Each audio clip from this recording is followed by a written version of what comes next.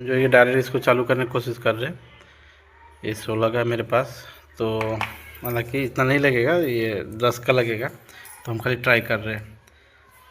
तो ये दोनों को जो है कि डायरेक्ट कर दिए हैं, यहाँ पे कैपेसिटर का है, और इसको जो है कि लूपिंग मार दिए, और न्यूट्रल डायरेक्ट अकेला है। वो न्यूट्रल पॉइंट किधर गया? ये न्यूट्रल पॉइंट है। अभी हम चालू करके देखते हैं चालू हो रहा है कि नहीं हो रहा है, क्योंकि अभी ये डायरेक्ट चालू कर रहे हैं, सब पता है। तो डायरेक्ट तो चालू हुआ है, इसका चालू हुआ है डायरेक्ट। अभी इसका टाइमर चेक कर लेते हैं हम।